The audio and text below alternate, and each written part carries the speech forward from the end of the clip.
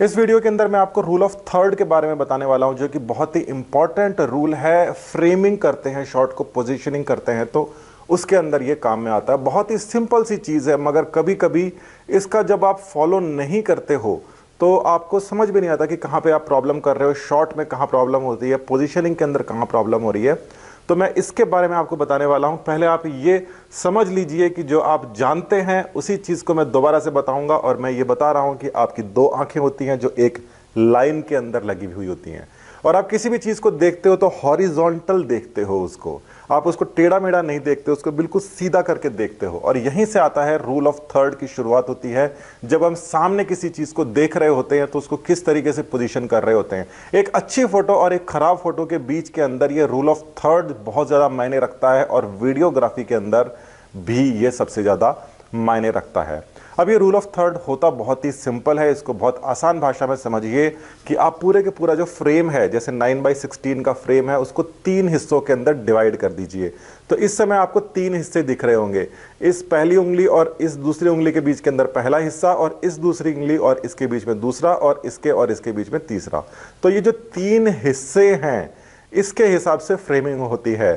अगर आप एक आदमी को बिठाकर और उसकी फ्रेमिंग कर रहे हो तो इन दोनों के बीच के अंदर बिठाना होता है। और अगर आपने 2 आदमियों को बिठाकर और उनका इंटरव्यू टाइप शूट कर रहे हो तो उनको इन उंगलियों के ऊपर बिठाना होता है। मतलब 1/3 इधर से इधर और उधर से उधर, और बीच के अंदर जो स्पेस है वो भी 1/3। इसको रूल ऑफ थर्ड कहते हैं। इसको फॉलो करना जरूरी होता है। कभी कभी आप जो 2 लोग होते हैं उनको बिल्कुल फ्रेम के साइड के अंदर डाल देते हो, फिर रीफ्रेमिंग के टाइम में वो गड़बड़ हो जाती है, बीच में डाल देते हो वो गड़बड़ हो जाती है, और इसका आपको ध्यान रखना पड़ता है।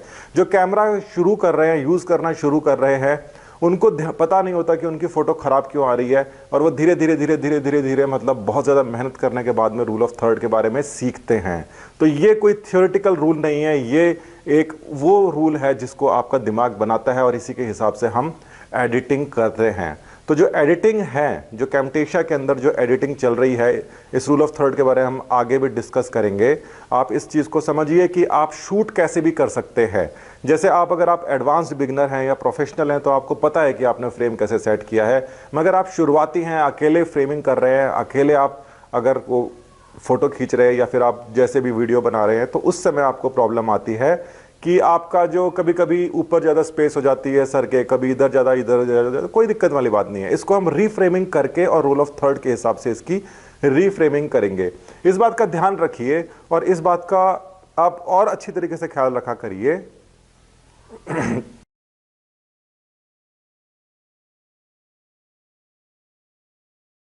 और अच्छी तरीके से ख्याल रखा करिए कि जब भी आप शूट करते हैं तो आप हाईएस्ट पॉसिबल क्वालिटी में शूट करा करिए। जैसे आपका अगर कैमरा 1080 अगर शूट कर सकता है तो 1080 पे करिए। अगर आपका कैमरा 4K शूट कर सकता है तो आप 4K पर ही करिए, क्योंकि जब हम उसको बाद में रीफ्रेमिंग करेंगे तो उसके अंदर पिक्सल लॉस नहीं होगा, और रीफ्रेमिंग करने के बाद में भी क्वालिटी लॉस नहीं होगी। जैसे ये वाला जो वीडियो है आप जो देख रहे हैं, ये भी मैं 720p के ऊपर अपलोड करने वाला हूं, मगर 4K में शूट हो रहा है ये।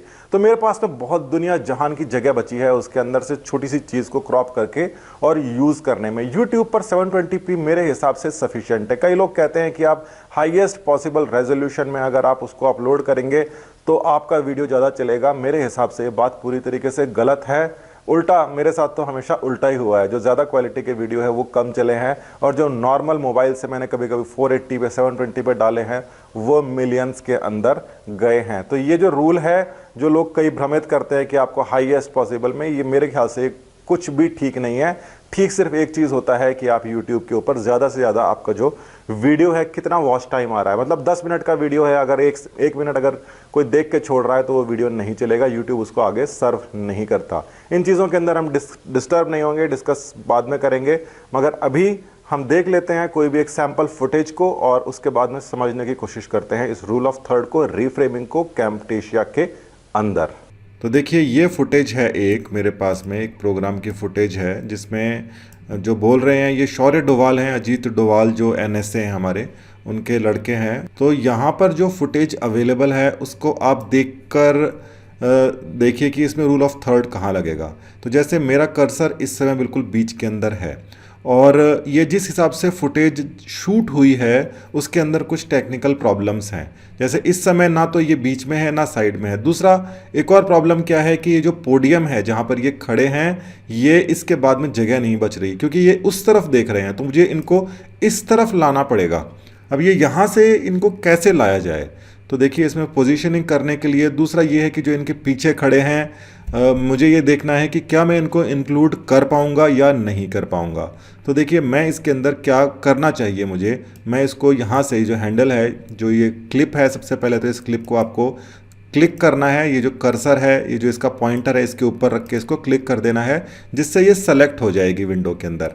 अब यहाँ पर ये देखिए जो इसके अंदर हैंडल्स दिखाई दे रहे हैं, और ये हैंडल्स में आप किसी भी हैंडल को, जैसे इसको यहाँ से ऐसे करेंगे तो ये छोटा बड़ा हो सकता है, या फिर इस कॉर्नर से करेंगे तो छोटा बड़ा हो सकता है, या फिर एक और तरीका है ये इस तरफ, ये देखिए ये जो विंडो है इसके अंदर ये दिखाई देता है, ये एक साउंड है और एक ये है, तो यहाँ पर ये दिखाई देता है, तो यहाँ से भी आप स्केल को छोटा बड़ा कर सकते हैं।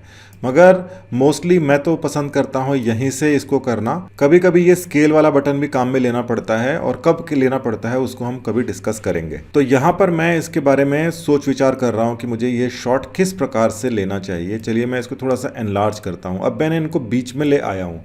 अब बीच में लाने में क्या हो रहा है, प्रॉब्लम क्या हो रही है कि यहाँ पर दो फेस दिखाई दे रहे हैं प्रोमिनेंटली, और एक छोटा सा पीछे दिखाई दे रहा है। हालांकि उसकी कोई दिक्कत नहीं है पीछे वाले की, मगर यहाँ पर ये फेस कट रहा है, तो इसके चलते क्या होगा कि बार बार जो इनका वक्ता है, मुख्य वक्ता है, उनसे जो ध्यान है इनके एक्सप्रेशंस के ऊपर जाएगा। और ये जाना इतना बुरा नहीं है अगर ये दोनों के बीच के अंदर मैं रूल ऑफ थर्ड्स को अगर बना पाता। तो देखिए अगर मैं इसको इतना एनलार्ज कर देता हूं तो ये अब ऑलमोस्ट ये थर्ड्स के अंदर आ रहे हैं, दोनों के चेहरे आ रहे हैं, तो ये ठीक रहता। मगर इसमें प्रॉब्लम क्या आ रही है कि ये जो है शौर्य डोभाल जो हैं, ये इस समय बता रहे हैं, कुछ उद्घोषण कर रहे हैं, और उनका जो चेहरा है वो उस तरफ है, तो ये बैठ नहीं रहा है एक तरीके से। ये अगर उस तरफ खड़े होते तो हो जाते। तो मुझे इसके लिए इनको यहाँ पे ऐसे रखना चाहिए। अभी इसके अंदर भी मामला सेट नहीं हो रहा है, मैं इसको थोड़ा सा और बड़ा करता हूँ। मुझे ये भी ध्यान रखना पड़ता है कि मैं इतना ज़्यादा बड़ा ना कर दूं कि मेरा जो शॉट है वो ही खराब हो जाए। तो स्केल पर मुझे दिखाई दे रहा है 155.6, और इसमें कोई भी समस्या नहीं है क्योंकि ये 4K फुटेज है, और जब मैं एक्सपोर्ट इसको HD में करूंगा तो मैं इसको 200 टाइम्स तक मैं बड़ा कर सकता हूं। तो यहाँ पर मेरे पास में ये पूरा का पूरा ऑप्शन है कि मैं इसको इतना बड़ा कर दूं, और मैं चाहूँ तो इसको जैसे यहाँ पे मैं 200 कर देता हूँ। ये इसकी लास्ट है, इसके ऊपर मैं इसको बड़ा करूंगा तो इसमें ग्रेन्स आएंगे। तो मैं इसको इतना बड़ा करके भी इनको यहाँ पर देखिए बिल्कुल बीच के अंदर ये ठीक नहीं रहेगा, क्योंकि ये एक तरफ देख रहे हैं, और इनको थोड़ा सा अगर मैं साइड में कर देता हूँ यहाँ पर, तो इस समय क्या है कि जो इनकी जो देखना है, वो देखने की जो लाइन है वो करीब करीब बीच में आ चुकी है। तो ये यहाँ पर बिल्कुल ठीक रहेंगे। और अगर मैं इनको यहाँ पे भी रखना चाहूँगा ना, अगर रूल ऑफ थर्ड्स के अंदर ये जो दो हिस्से हैं इनको मैं छोड़ दूंगा और इनको इस तरफ यहाँ पर मैं रखना चाहूँगा, तो ये भी बिल्कुल ठीक है जगह इनको रखने की। तो यानी कि एक जगह ये हो गई और एक जगह इनकी ये हो गई, ये एक्सट्रीम जगह है। मगर मैं इसको थोड़ा सा कम भी कर सकता हूँ, जैसे 180 के ऊपर इसको अगर मैं करके देखता हूँ, गलती में क्लिक हो गया, 180 के ऊपर मैं इसको क्लिक करके देखता हूं, तो यहां पर ये जो पोजीशन है इसकी सेट हो रही है। तो इतनी सारी चीज़ों का आपको ध्यान रखना ही पड़ता है जब भी आप किसी भी शॉट को रीपोजीशन करें तब। और ये जो पोजीशन है इसलिए मैंने चुनी है क्योंकि जो स्पीकर है वो थोड़ा बहुत तो हिलेगा, उसको बार बार रिफ्रेमिंग की आवश्यकता नहीं पड़ेगी। तो ये इसका तरीका है। आपको जो ध्यान में रखना है वो ये है कि बहुत ज़्यादा भी आप एनलार्ज नहीं कर सकते, इसकी लिमिटेशंस हैं, और इसीलिए हाईएस्ट रेजोल्यूशन में करनी चाहिए। अब एक और एग्जांपल ले लेते हैं।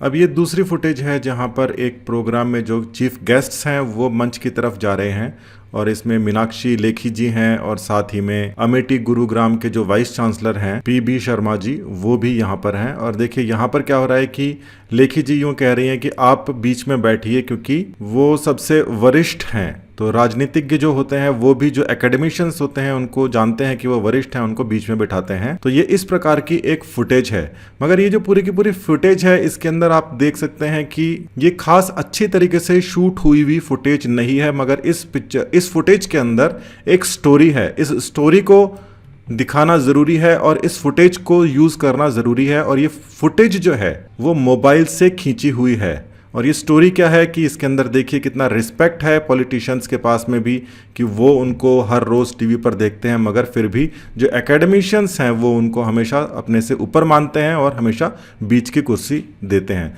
तो इसको किस तरीके से हमें हैंडल करना पड़ेगा, यहाँ पर जो प्रॉब्लम है उसको पहले ही मैं आपको बता देता हूँ, क्योंकि ये मोबाइल से खींची हुई है और ये HD के अंदर है। ये 4K होती तो इसमें रीफ्रेमिंग की समस्या नहीं होती। तो इसके अंदर हम रीफ्रेमिंग करेंगे, मगर हमें साथ ही ध्यान में रखना पड़ेगा कि हमारा जो पिक्सल लॉस है वो होगा। तो देखिए इसको शुरू करते हैं और इस बार काफ़ी सारे कट लगने वाले हैं इसमें। तो यहाँ पर शुरुआत होती है, जैसे यहाँ पर है ये यहाँ तक करने के लिए, एक तो हो गया यहाँ तक आने के लिए एक पर्टिकुलर दूरी पर है। तो यहाँ पर ये देखिए इस फुटेज को मैंने अभी तक सेलेक्ट कर रखा है और मैं इसके अंदर स्प्लिट कर देता हूँ इस फुटेज को।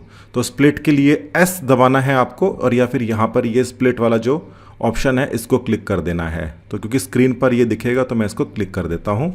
तो यहाँ तक हम पुरानी जो फुटेज है इसको एनलार्ज करते हैं थोड़ा सा, और इसको एनलार्ज जब हम करेंगे, यहाँ पे देखिए ये 117 तक एनलार्ज कर दिया है। मैं इसको 130 तक ले जाना चाहूँगा, 130 के ऊपर नहीं ले जाना चाहूँगा। अगर 130 के ऊपर ले जाएंगे तो फिर ये पूरी की पूरी ख़राब हो जाएगी। और अब ये देखिए ये इसको मैं पीछे ले जाता हूँ और यहाँ पर ये देखिए, आप इसको देखिए, इसके अंदर जो लेखी जी हैं ये 1/3 के अंदर ही है, 1/3 में ही है, 1/3 में ही है, और ये दूसरी फुटेज चालू हो गई।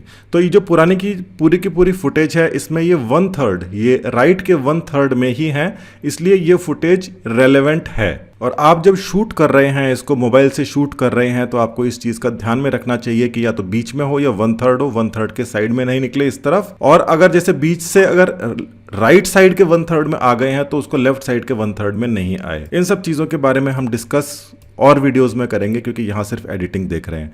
तो ये शुरुआत वाले कुछ जो पल हैं वो सेट हो गए हैं, उसके आगे देखते हैं।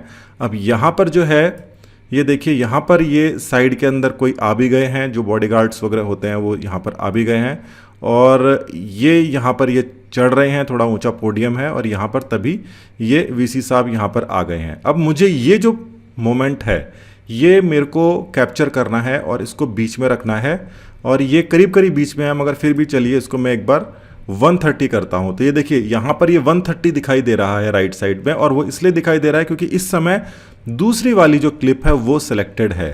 तो मुझे पहले अपनी इस वाली क्लिप को सिलेक्ट करना पड़ेगा। ये मैंने सेलेक्ट कर दी, और अब मैं इसको स्केल को 130 करता हूँ। 130 मैंने कर दिया। अब 130 पर मैं इसको थोड़ा सा हिला के देखता हूँ, और ये देखिए ये करीब करीब फ्रेमिंग्स के अंदर आ गया है। तो इस फुटेज के अंदर ज़्यादातर काम तो जिसने इसको शूट किया था उसने कर दिया था, क्योंकि वो भी अनुभवी था। और थोड़ा जो बचा हुआ काम था, जैसे इस तरफ ऐसे आ रहा था, इसको थोड़ा सा ठीक कर दिया है हमने। अभी आप देखेंगे तो ये इधर से और इधर से 1/3 है, और ये एक रेलेवेंट एक फुटेज लग रही है। तो देखते हैं इसको, फुटेज को पूरी को देखते हैं शुरू से। ये यहाँ से आए हैं, अभी बीच के अंदर हैं ये, और ये अभी ये 1/3 के अंदर चले गए हैं, और ये इनको कह रहे हैं कि नहीं सर आप यहाँ पर बैठिए, हम आपसे छोटे हैं। तो ये देखिए यहाँ पर ये फुटेज जो है, अब ये लेखी जी जो है वो लेफ्ट साइड आ गई हैं। अगर मैं मूवी को अगर शूट कर रहा होता और एडिट कर रहा होता तो मुझे यहाँ पर मैं एक और कट लगाने की सोचता, क्योंकि मुझे जो इनको 1/3 जो लेफ्ट है उनसे बीच के अंदर तो आने तक ठीक है, मगर उसके बाद में मुझे उनको लेफ्ट साइड के 1/3 में नहीं जाने देना है। मूवी के अंदर ये नहीं करते। मूवी के लेसन्स जब हम करेंगे तो उसके अंदर मैं आपको इसके अंदर बताऊंगा कि क्या चीज़ कटिंग हो सकती है, क्या नहीं हो सकती। तो ये देखिए यहाँ तक ही इसको फुटेज को रहने देते हैं, इनको नमस्कार कर रहे हैं तब तक, क्योंकि इतनी ही फुटेज के बाद के अंदर क्या है कि दूसरी फुटेज चालू हो जाती है मल्टीकैम सिस्टम के अंदर। तो हालांकि ये कोई फुटेज परफेक्ट नहीं थी, मगर फिर भी मैंने आपको बताया कि क्या क्या चीज़ें आपको दिमाग में रखनी चाहिए डिसाइड करने के लिए कि आपको जो ये लोकेशन है, रीफ्रेमिंग की जो डिसीजंस लेने हैं, उन डिसीजंस के अंदर आपको क्या चीज़ दिमाग में रखनी चाहिए और रूल ऑफ 1/3 क्या होता है। इन सब चीज़ों को करने के लिए कैमटेशिया के अंदर एक बहुत ही शानदार फीचर है जिसको हम अगले वीडियो के अंदर डिस्कस करेंगे। उसको कहते हैं एनिमेशंस। और ये जितना भी हमने यहाँ पर काम किया है ये बहुत आसान हो जाता है उस एनिमेशंस के साथ में। तो आप जुड़े रहिए बनाओ दिखाओ के साथ में, और हम आपको हर वीडियो के साथ में और ज़्यादा प्रोफेशनल और ज़्यादा एडवांस्ड करते जाएंगे। बहुत बहुत धन्यवाद।